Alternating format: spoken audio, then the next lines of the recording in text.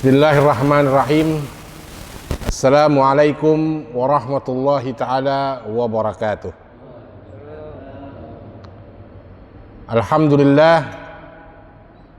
Alhamdulillahi wahdah, sadaqa wa'dah wa nasara abdah wa azza jundah wa hazamal ahzaba wahdah. Wassalatu wassalamu ala man la nabi ba'dah wa ala alihi wa sahbihi wa ittaba hudah.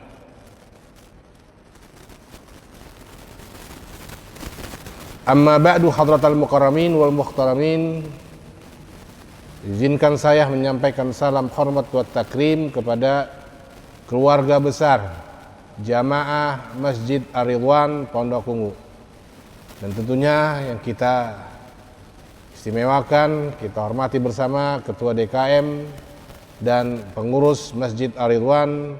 Semoga semuanya kita selalu mendapatkan rahmah, keberkahan dari Allah Subhanahu wa Ta'ala. Amin. Mohon izin sebelum saya membuka ta'lim malam hari ini kepada segenap para hadirin agar konsentrasi di depan. Ya, biar saya bisa melihat, memandang saudara-saudara saya yang tadinya tertutup oleh tiang di pojokan.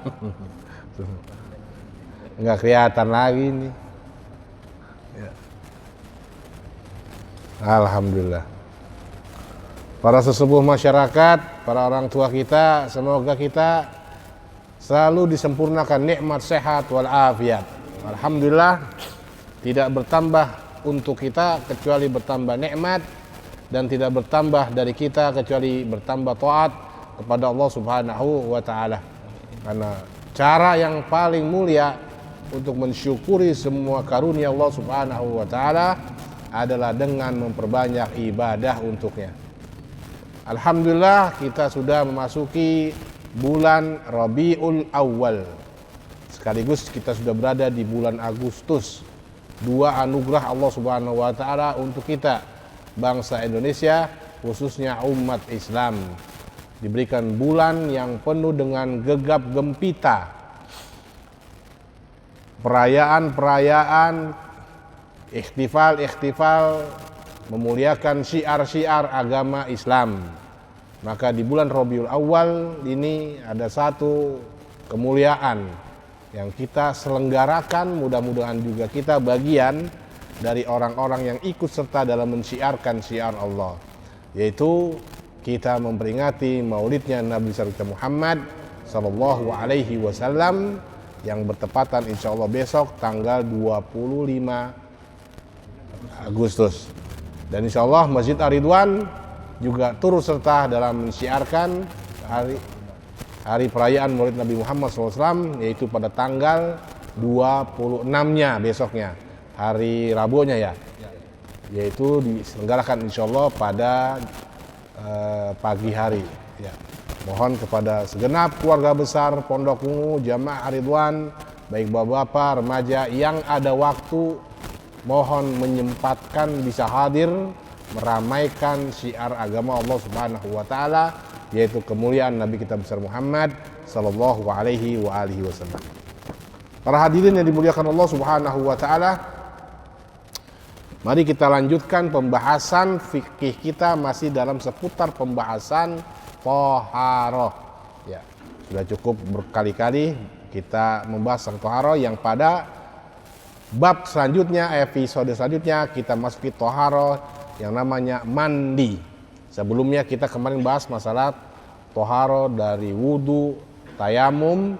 Ya, kita masuki yang selanjutnya itu bab mandi bagian di thaharah, yaitu raf'ul hadasul akbar, isinya mengangkat kotoran besar. Setiap hari sebenarnya kita juga mandi, itu ya, pagi sore mandi. Itu umumnya orang Indonesia, di mana air melimpah. Tapi tidak kita temukan pada kebiasaan masyarakat di luar Indonesia, khususnya yang airnya sedikit. Mereka bahkan seminggu sekali mandi. Ya, bahkan hanya sekali mandi, sehari sekali, 2 hari, 3 kali mandi. Kalau di Indonesia 10 kali sehari mandi bisa ya.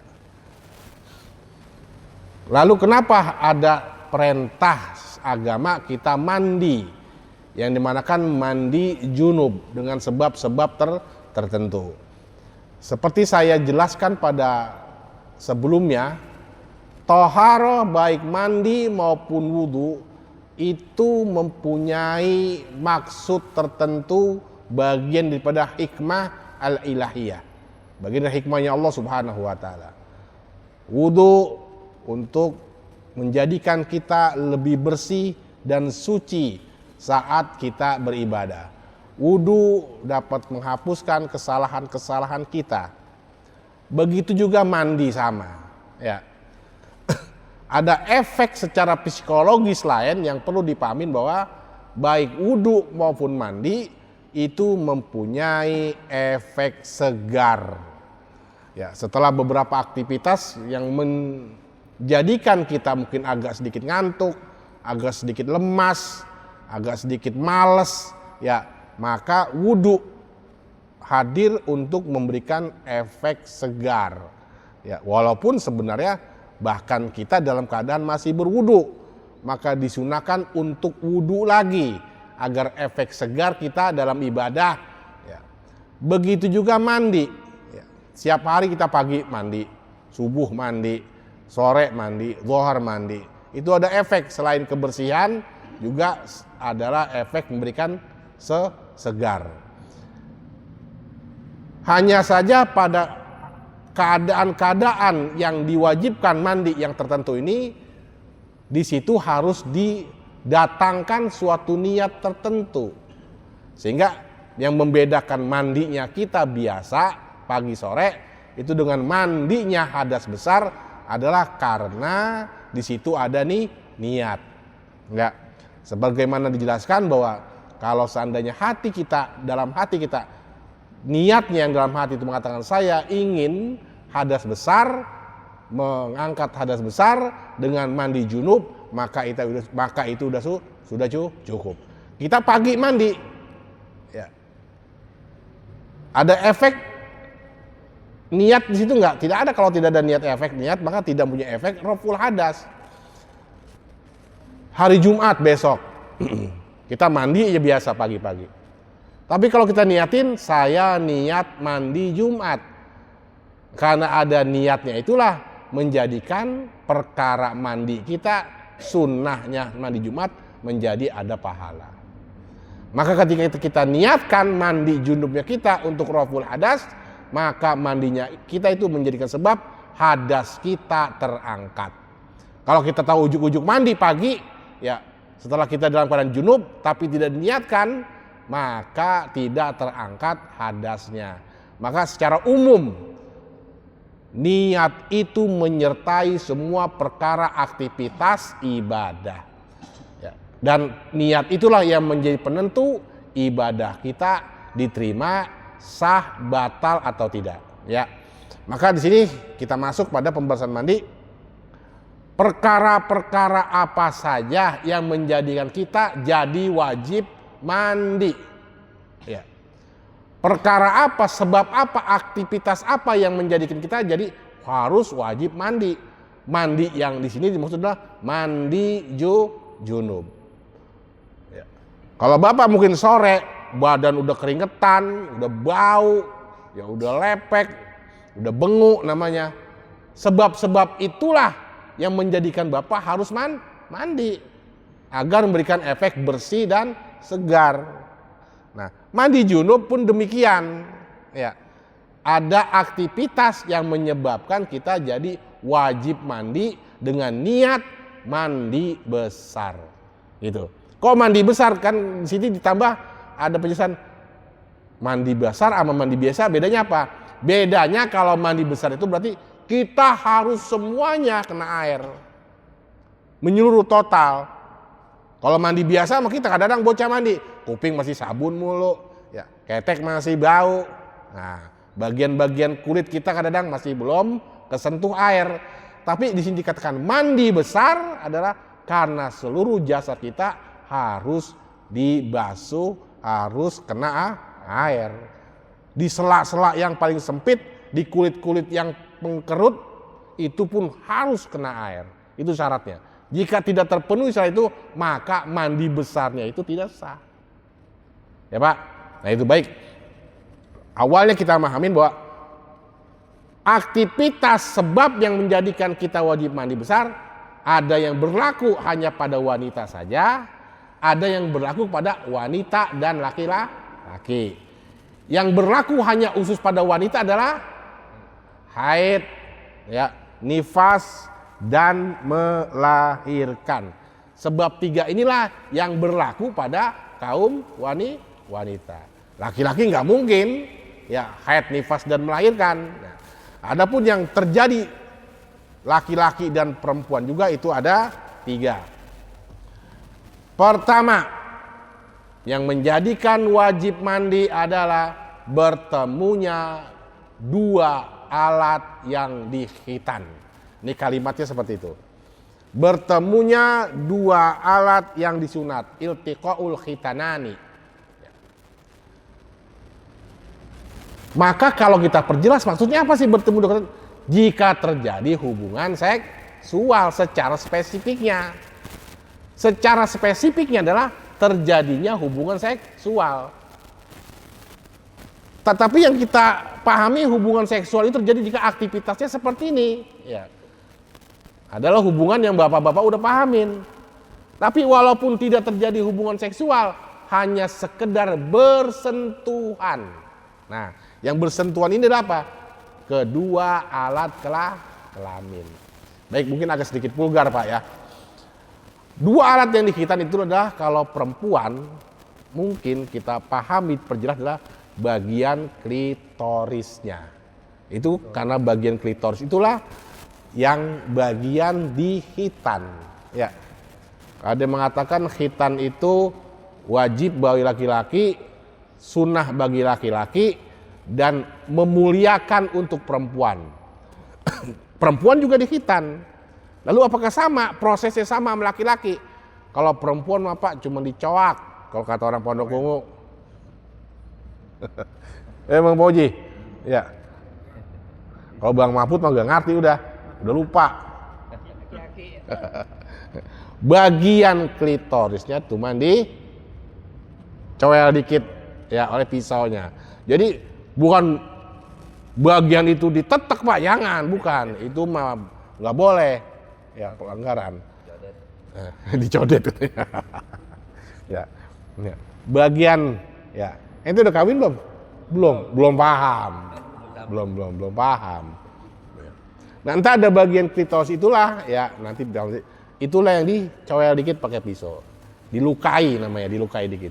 Tapi kalau laki-laki khitannya adalah sampai kepalanya terbuka, berarti kulitnya harus dibuang. Berarti yang dimaksud bertemu 2 alat khitan apa? Itu Pak. Kalau bagian laki-lakinya adalah bagian kepalanya, sampai bertemu maaf ya dengan bagian klitorisnya perempuan. Kalau di situ udah bertemu, di situ bertemu aja, berarti sudah menjadikan dia sebab wajib mandi. Kan kalau aktivitas seksual lebih dari itu Pak, bisa jadi kan? Ya. Kalau iya katanya. Kalau aktivitas seksual bukan hanya sekedar bertemu antara bagian laki-laki dan perempuan, tapi ada kegiatan yang melebihi dari itu kan, sampai kedua-duanya pun merasakan nikmat. Klimaksnya sampai kedua-duanya sampai merasakan yang namanya bahasanya disebut ya, sudah puas ya dua-duanya. Si laki-laki sudah keluar sperma dan perempuannya juga sudah keluar sperma, atau salah satu keluar sperma atau dua-duanya pun tidak keluar sperma. Maka sudah cukup menjadikan kedua-duanya wajib mandi. Jadi saya pertegas, bahasa fikihnya itu adalah kalimatnya bertemunya 2 alat yang disunat. Ya artinya kalau secara fisiknya kita perjelas adalah bertemunya kepalanya, zakarnya laki-laki menyentuh bagian klitorisnya perempuan. Itu bertemu doang Pak, ketemu doang. Kalau kata kita memang ketok pintu doang. Ya. Baru assalamualaikum, belum nyelonong masuk ke dalam rumah, belum. Baru pintunya doang, itu sudah menjadikan sebab wajib mandi.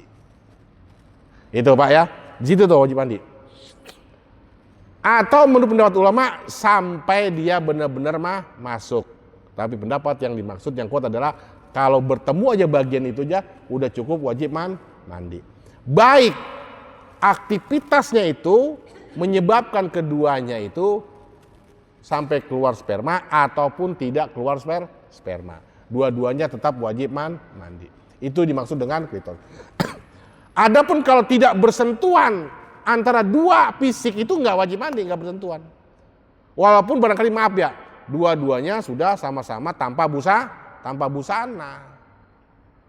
Walaupun cuman dua-duanya sampai pintu doang. Yang satu sampai pintu doang Pak.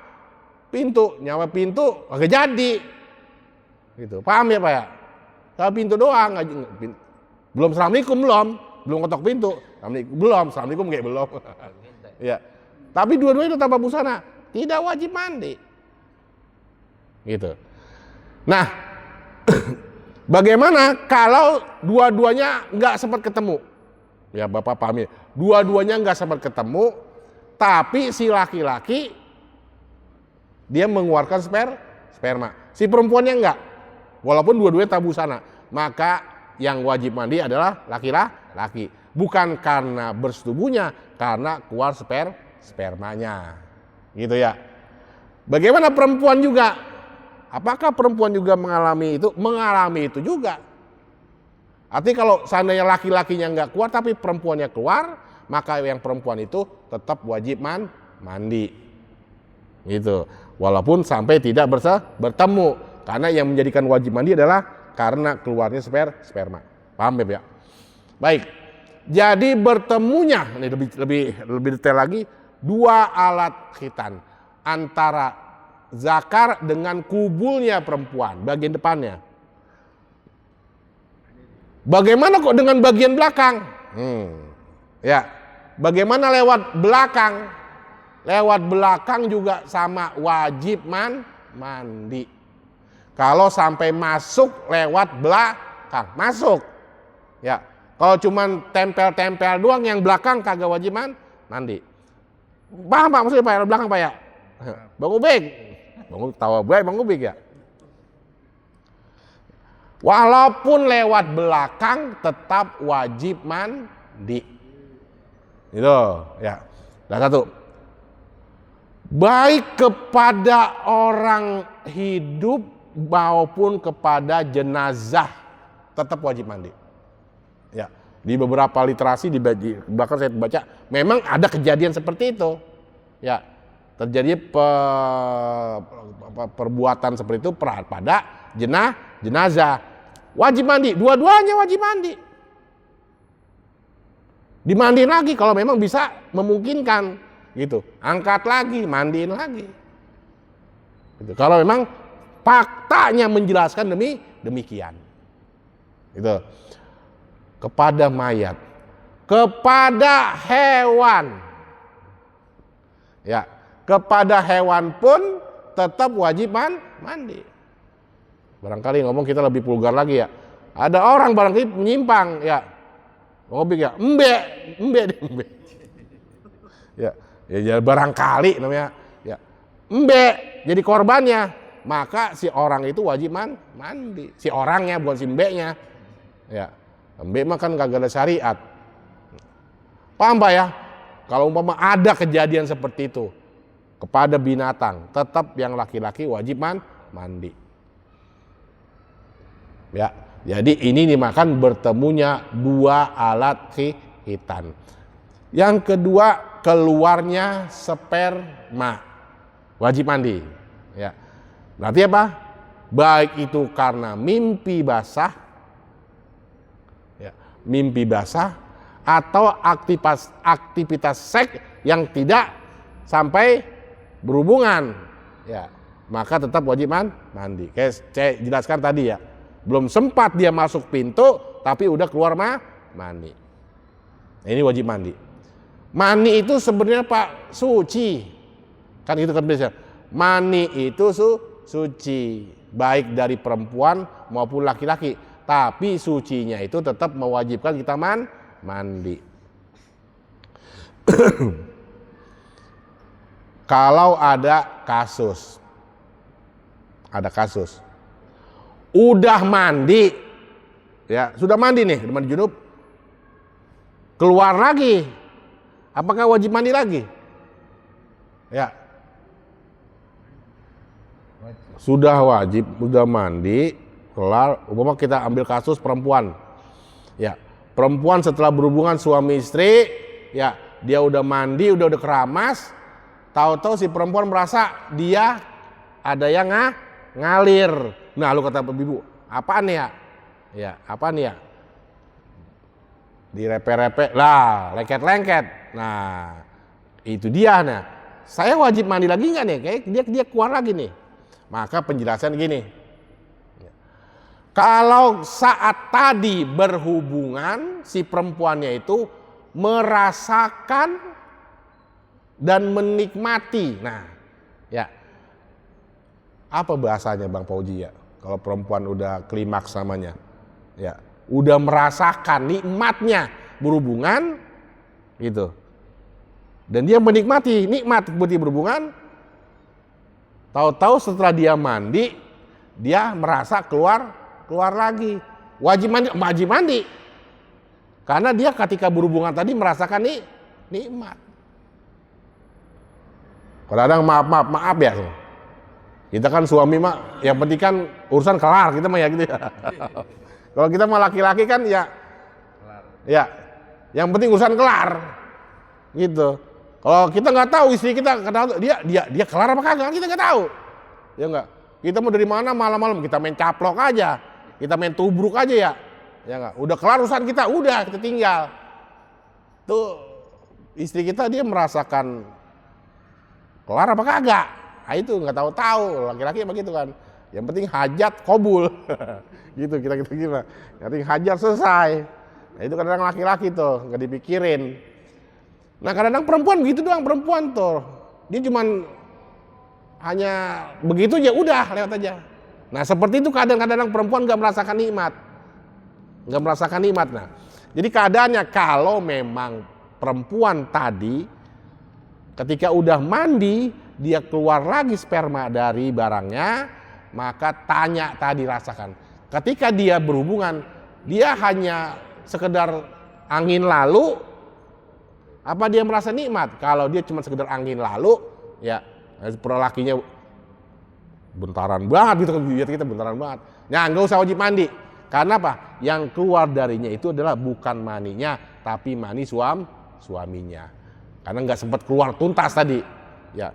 Tapi kalau dia merasakan nikmat berhubungan, maka ketika dia keluar itu sebenarnya itu mani dia dan mani suaminya. Maka dia dianggap keluar sperma lagi dan dia wajib mandi lagi. Yang kedua. Yang ketiga, meninggal. Nah, wajib meninggal. Siapa yang wajib mandikan?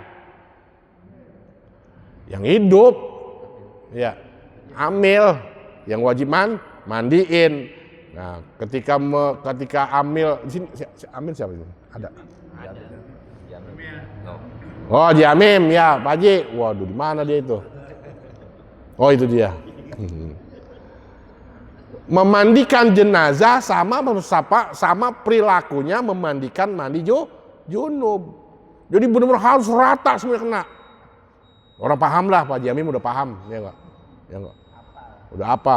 Bagian-bagian yang mengkerut-kerut, dibejek-bejek sama dia biasanya, dibojak-bojak aja sama dia. Kaki ujungnya dibejek-bejek sama dia. Langsung aja, pematenya. Kamu langsung ajan dulu. Mau ajan dulu. Fadhal. Ente. Ayo silakan. Allah Muhammad sallallahu alaihi wasallam. Innaka la tukhliful mi'ad.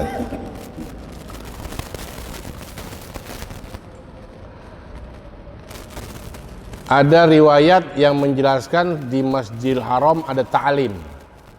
Ya. Waktu itu ta'lim Imam Malik radhiyallahu anhu lagi ta'lim seperti ini. Ketika ta'lim tiba-tiba adzan. Ya. Ketika ta'lim adzan, tahu-tahu muridnya bangun sholat. Bangun. Kata gurunya, "Malladzi gumta ilaihi bi afdhali mimma gumna fi." Apakah ente bangun itu menjadikan sama wajib sama kita yang lagi taklim? Artinya sama-sama wajib. Ya. Jadi sama-sama wajib. Sholat wajib, ngaji juga wajib. Gitu. Jadi biar paham, kalau seandainya sholatnya agak diundur dikit nggak apa-apa ya, karena ngaji hukumnya wajib. Hah? Sunahnya Isya kan Nggak apa-apa sunahnya Isya agak malam. Jadi kembali lagi kepada Bapak Amil, memperlakukan mayat mandi sama seperti mandi junub, artinya total harus basah semua. Ya, digebek semuanya.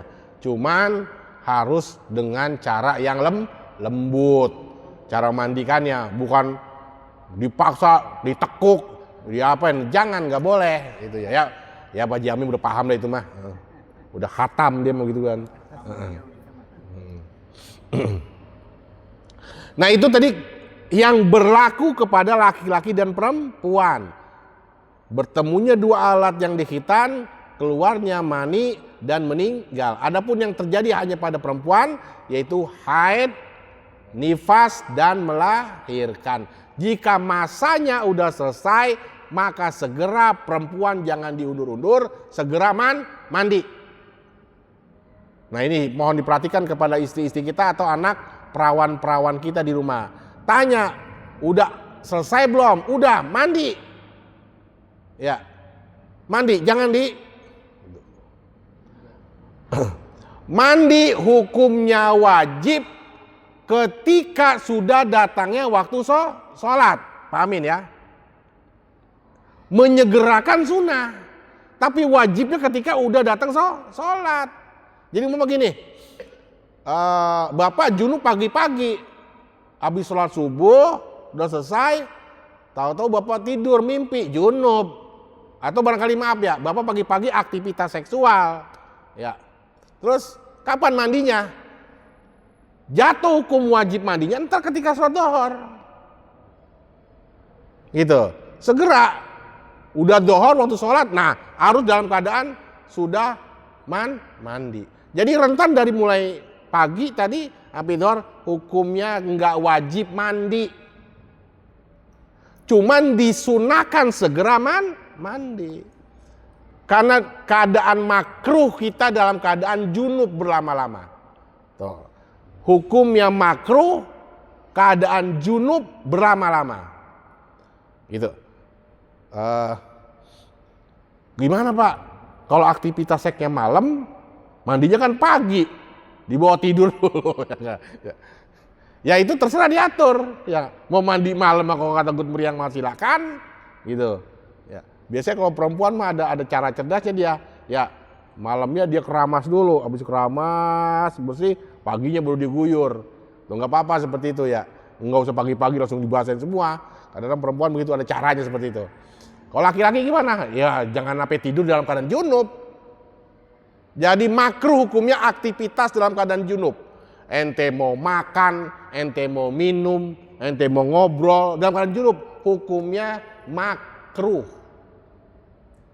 Ya kegiatan aktivitas apapun makruh dalam keadaan junub, arti segera mandi.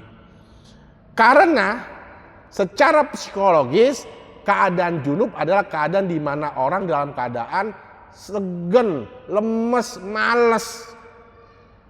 Dah, coba bapak-bapak kalau kelar itu, bawaannya apa Pak? Lungset ya, lepak, ya enggak. Langsung mandi, wah seger. Nah itu keadaan seperti itu. Keadaan seperti itulah yang tidak diinginkan oleh agama. Kita dalam keadaan lemas, segera mandi. Karena mandi memberikan efek seger. Itu tujuannya. Ya kalau malam-malam gimana Sad? Kemalaman mandinya. Makanya jangan malam-malam. Ya Bang Uji, jangan malam-malam.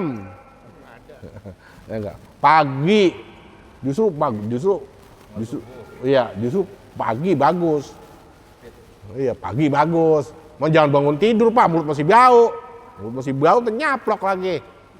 Ya. Nyarap nasi uduk dulu Bang Apot. Ngasap dulu, ngopi dulu, ya enggak? Baru udah enak bernyarap. Jadi perempuan hati-hati di rumah kita. Kalau kita lihat udah selesai, habis masanya, ya suruh mandi, jangan lama-lama. Udah kelar loh, udah mandi. Mandi sembahyang. Nah, seperti itu perhatian kita. Karena kita bertanggung jawab. Berapa hari wanita dalam keadaan haid? Biasanya seminggu. Paling lama 15 hari. Paling cepat sehari semalam.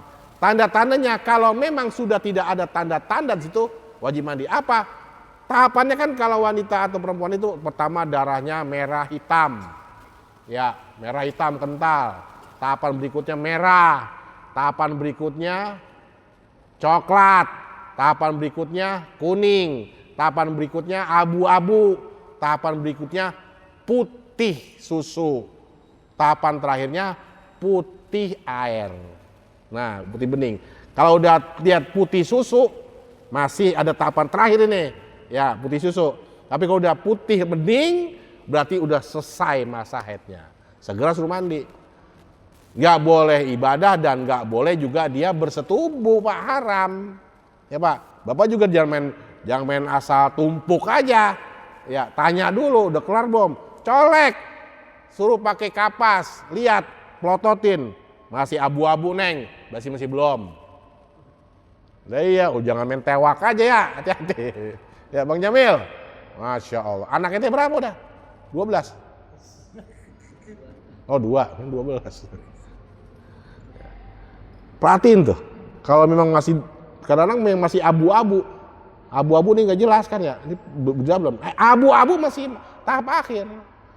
Jangan suruh sholat dulu, jangan suruh mandi dulu, ya. Baik.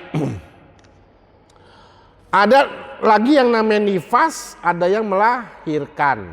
Nah, melahirkan itu nifas, biasanya perempuan itu melahirkan masa persalinannya itu 40 hari, umumnya 40 hari gitu.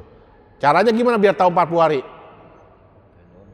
Beli Indomie sekardus, makan sehari satu, wah udah 40 hari udah hafal. Jangan lihat tanggalan suka lebih, ya beli Indomie sekardus.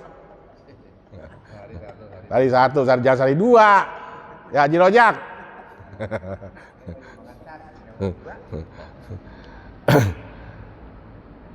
Ada yang namanya persalinan, itu disebut dengan melahirkan. Ada yang namanya nifas. Nifas itu gini Pak, ketika perempuan mengeluarkan janinnya, dia kan menekan Pak, fus ditekan. Ketika bayi keluar, dia narik napas. Nah itu namanya nifas. Darah yang keluar bersama dengan bayi keluar itu namanya darah nifas. Nifas itu napas. Tuh, ada begitu. Jadi darah yang belepotan di janin saat nifas mengeluarkan napas itu namanya nifas. Setelah janin keluar, ya darah yang masih keluar itu disebut darah melahirkan. Tuh, ya darah melahirkan terbalik ya. Kalau yang tadi bersama dengan bayi namanya melahirkan. Setelah nifas, setelah mengeluarkan napas, selesai. Nah, itu namanya darah nifas. Dan nifas itu 40 hari. Sebab ada kasus di mana perempuan gak nifas. Tuh. Dia hanya keluar darah bersama janinnya. Setelah janin keluar, ya, tahu tuh perempuan gak nifas, Pak. Ada itu kasusnya. Ya, enggak pendarahan sampai 40 hari. Kering aja. Keluar tadi saat bayi keluar aja udah. Nah, itu disebut darah wiladah namanya. Darah melahirkan. Enggak nifas. Ya. Berarti enggak perlu beli Indomie itu mah udah. Selesai.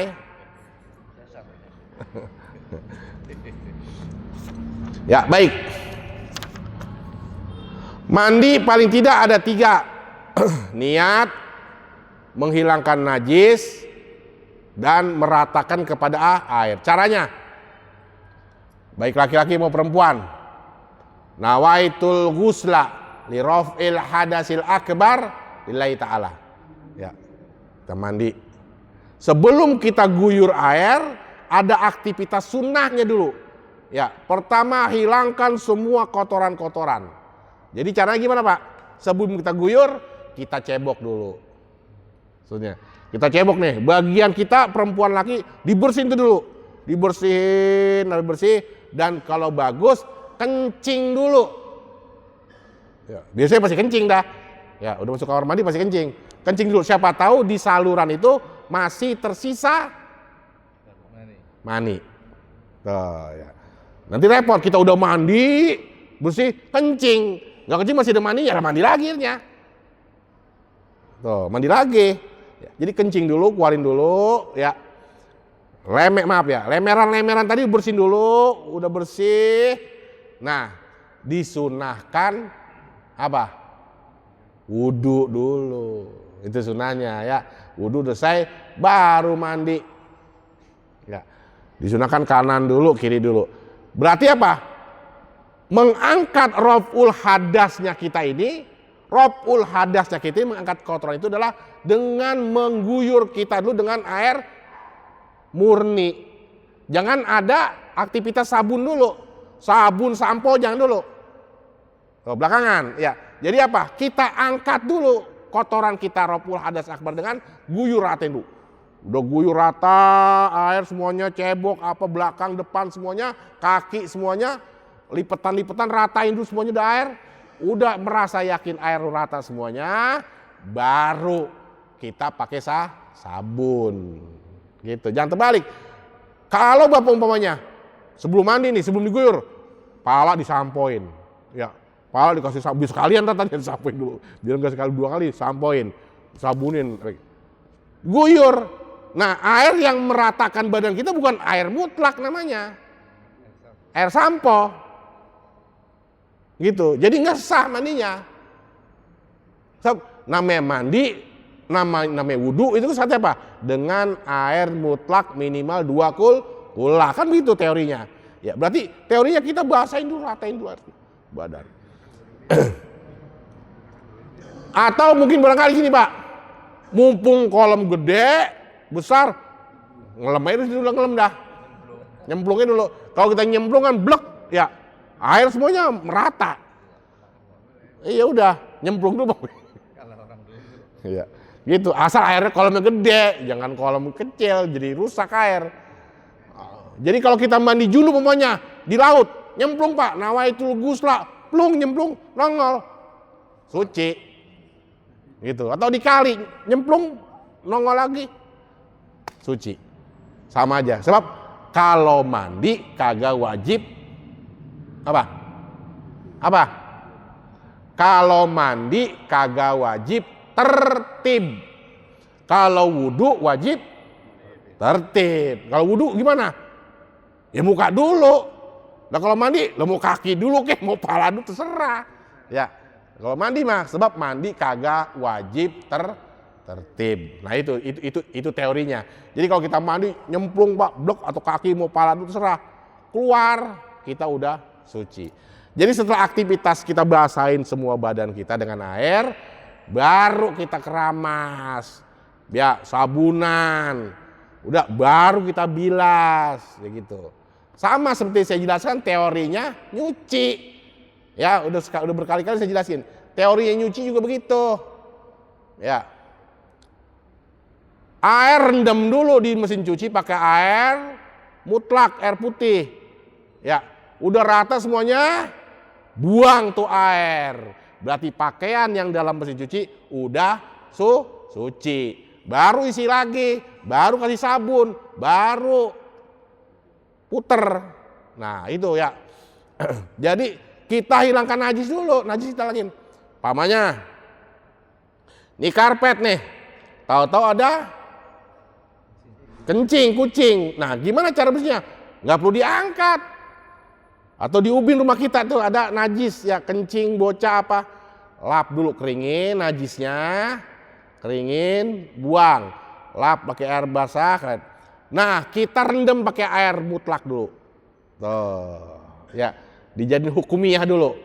Udah rata sama air putih, sama air seember atau air segelas, yang penting rata sipannya, ya maka udah suci. Jadi nggak perlu diangkat. Itu caranya. Dinetralin dulu dengan air mutlak. Nah setelah itu, setelah mau disabunin lagi, mau diapain lagi terserah.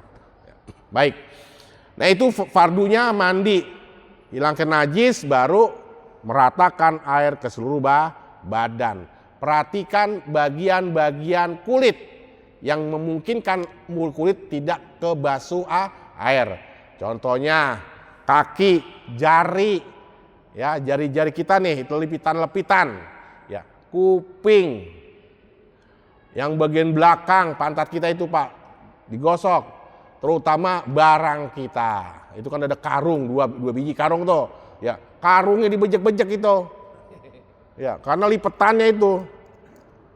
Ya, kalau lagi ciut kan ciut. Ya, tuh karung kalau lagi ciut dua lipetannya itu, sobat itu. Ya.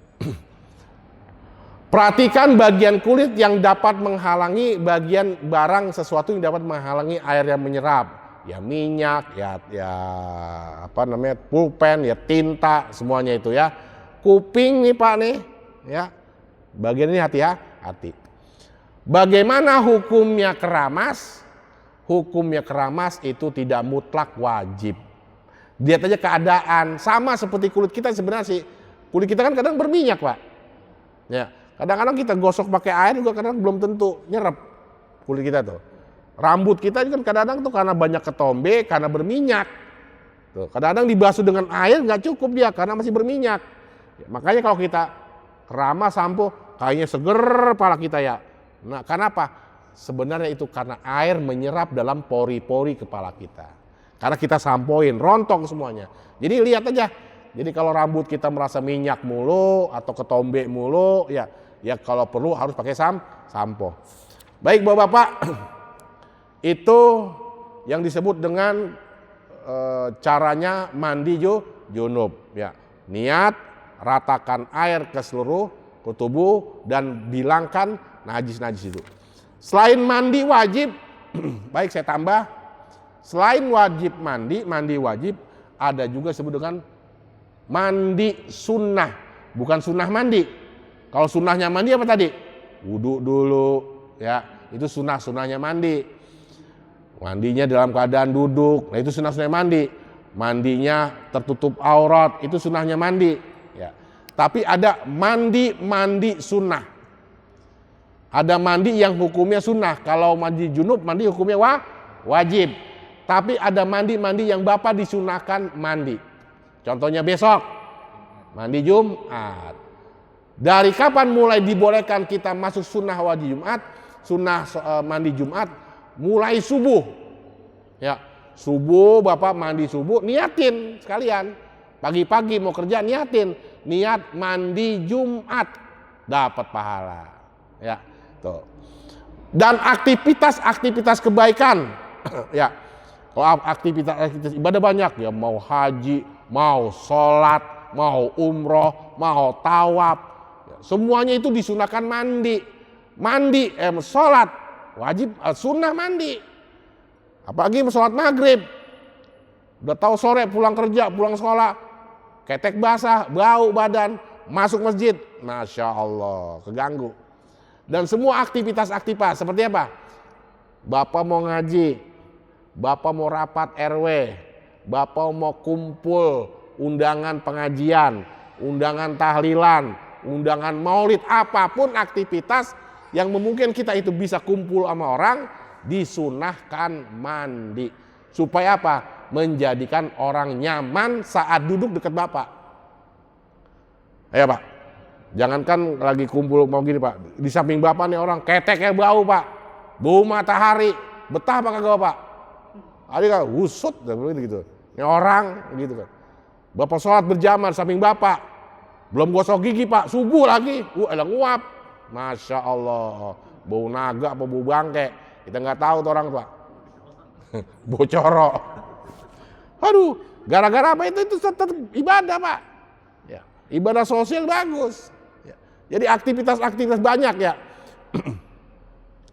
Selain aktivitas tadi mau ngapain, mau sholat, aktivitas sehari-hari juga Pak sama. Bapak mau kerja, mau sekolah, mandi. Gini mau sholat aja, badan masih bau keringat, masya Allah. Ya.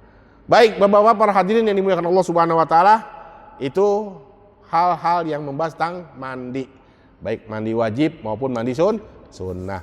Baik, barangkali Bapak-bapak ada yang mau nambahin, ada yang mau bertanya, silakan. Mumpung belum masuk, belum komat. Dalam hukumnya untuk kita mandi junub itu air dalam sekarang ini kan banyak kan pakai bak yang kita itu. Berapa liter? Kalau 2 kula kan itu sekitar 218 ya? Oh, udah. Iya, 218. Kalau kondisi fisiknya kolam, gampangnya aja Pak. Kedalaman, lebar, panjang itu 1,5 meter. Hukum fikihnya itu 1,5 meter. Ya. Kalau kolam bak yang paper di rumah kan ada tuh ya? Ya. Itu nggak sampai 2 kula itu, kecil. 1 kula. Iya nggak sampai 2 kula. Iya, paling 1 kula. 1 kula. Ya, gitu. Nah, kalau kita teori ada mandi dan wudhu dengan 2 teori. Ada dengan diciduk, ada dengan di keran. Jika Bapak beranggapan air di Bapak rumah kurang dari 2 kula, maka teori kedua pakai dengan keran. Gitu. Karena yang menjadi hukum keran itulah mulut kerannya, bukan jumlah air. Ngalir. Iya, mulut kerannya. Kalau mulut kerannya najis ya nggak sah mandi kita ya. Jadi bukan jumlah airnya, kalau keran. Gitu Pak ya. Shower, mandi gitu Pak ya. Nah gitu. Kecuali kalau Bapak, saya katakan tadi, teorinya mesti 2 kula, air mesti 218 liter. Harus kolamnya segitu besarnya. Boleh mandi di ciduk. Gitu Pak. Kenapa? Kalau air sedikit, dianggap dihukumi tidak kuat untuk membersihkan badan kita. Contoh Pak, Bapak kalau wudhu nih, pakai keran dah, buka. Angkat tangan, usap muka. Bapak tadang nih tuh air yang jatuh ke dalam ember. Itu minyak mulu. Kotoran mulu. Berarti Pak, air yang kita pakai itu jadi kurang kuat hukumnya. Jadi benar-benar air tuh kuat. Kalau jumlahnya banyak. Jadi kalau Bapak mandi di air laut, nyelam aja nggak apa-apa udah. Karena airnya banyak. Di sungai, nyelam aja. Karena air banyak. Tapi kalau di rumah Bapak ada kolam cuma 1 kula, ya 100 liter, Bapak nyelam atau Bapak ciduk, itu nggak kuat. Ya. Baik, silakan Pak, yang lain. Kurang jelas ya. Ini kan kebanyakan kontrakan banyak nih, itu kurang 2 kula. Jadi kalau diciduk aja gimana? Dikucurin gitu? Sah? Boleh? Kalau di, Dapat keran nggak ada keran? iya, kalau air itu kurang 2 kula. Ya. Kalau Bapak memang ciduk juga itu hati-hati. Jangan sampai ada disebut dengan air mustakmal. Air yang kena badan kita, kena air di kolam. Itu tragisnya di situ, Pak. Ya. Maka hati-hatinya di situ. Kalau air itu cuma standar nggak sampai 2 kula. Jadi harus hati-hati. Kerannya itu terbuka mengalir gitu di atas kolam dia luber. Iya, atas standarnya air 2 kula. Gitu. Air standar di kolam itu 2 kula. Air ngalir terus. Nah, itu syaratnya. Kolam 2 kula, 200 liter. Keran dibuka, boleh. Ngalir terus. Yang penting kolamnya standar bukan kurang dari 2 kula. Gitu.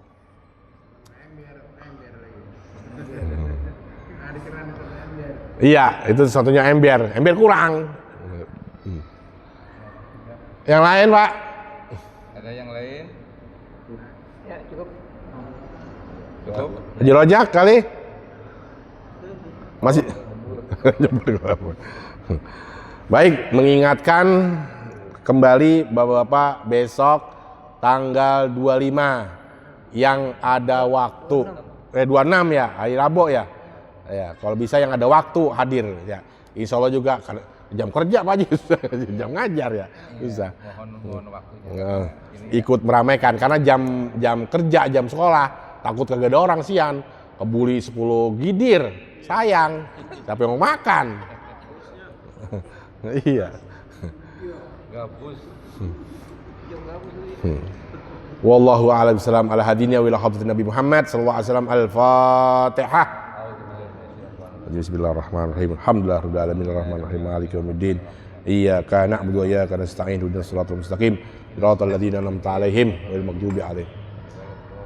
Rabbana taqabbal minna innaka antas samiul alim wa tub alaina innaka tawwabur rahim. Rabbi da'um fi subhanakallahumma tahiyyatun fi salam wa akhiru da'wana alhamdulillahi rabbil alamin. Taqabbalallah.